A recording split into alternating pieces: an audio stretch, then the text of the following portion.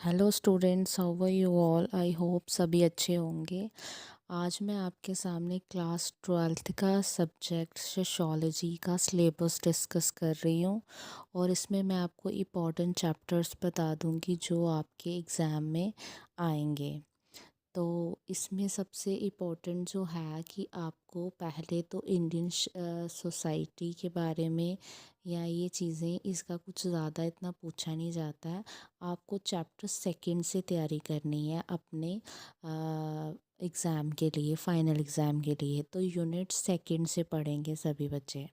तो सबसे पहला जो चैप्टर है वो है डेमोग्राफी एंड सोसाइटी, जिसमें आपने थोड़ा डिटेल में पढ़ना सोसाइटी के बारे में, वो चीज़ें पढ़नी है। सेकंड है आपका सोशल इंस्टीट्यूशन। अब देखो, आपको सोसाइटी के रिलेटेड ये पूरी बुक है। आपको पता सोशोलॉजी जो है ये एक साइंस है जो रिलेटेड है सोसाइटी के।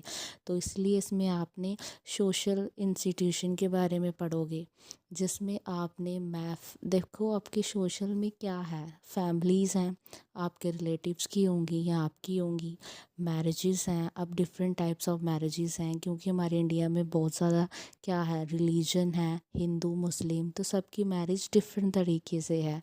फिर वो आप पढ़ोगे सोसाइटी में वैरायटीज़ ऑफ मैरिजेस।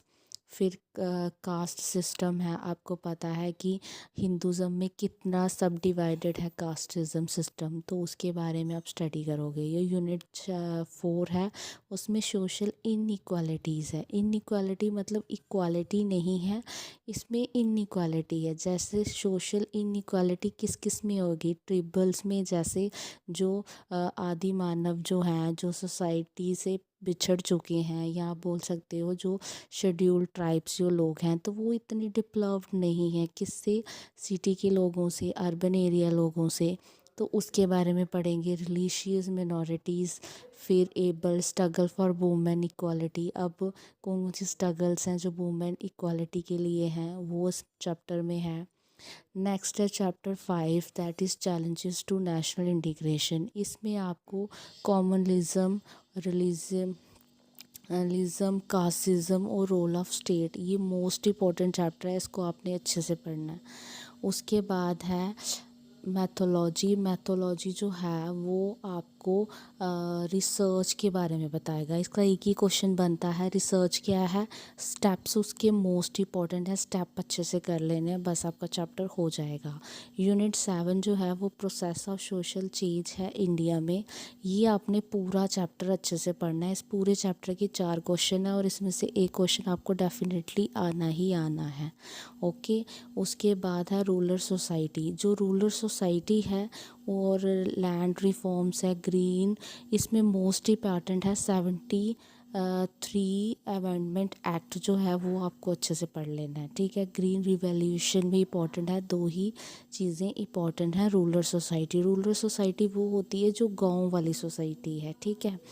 अब जो यूनिट 9 है वो भी मोस्ट इम्पॉर्टेंट है। क्यों? क्योंकि वो ग्लोबलाइजेशन पे डिपेंड है। ग्लोबलाइज मतलब कि जैसे हमारे इंडिया के लोग हैं, पहले इतने डेवलप नहीं थे, अब हम क्या है, फॉरेन, अमेरिका, कनाडा, बाहर के लोगों के स्टाइल, उनकी डिशेस, उनके स्टडीज़, उनकी हर चीज़ के बारे में हम नॉलेज ले सकते हैं। तो ये क्या है, ये सोसाइटी में ही ये चीज़ें हो रही हैं जिसके बारे में हमने स्टडी करनी है।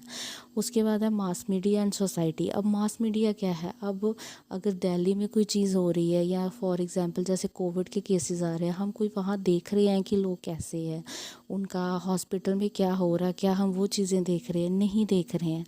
तो उसमें क्या है कि बाहर क्या हो रहा है हमें उसके बारे में कैसे पता चल रहा है, थ्रू मास मीडिया। जैसे फ़ोन में देख लिया, नेट में देख लिया, टीवी में देख लिया, वो सारी चीज़ें हैं। उसके बाद है चैप्टर 11 जो है social movement. This is also most important. इसमें सोशल मूवमेंट्स कौन कौन सी होती हैं, जैसे अब अगर कहीं पे रेप हो रहे हैं तो उसके खिलाफ आवाज़ उठा रहे हैं, उससे क्या हो रहा है कि लोग क्या हो रहे हैं, अगेंस्ट जा रहे हैं।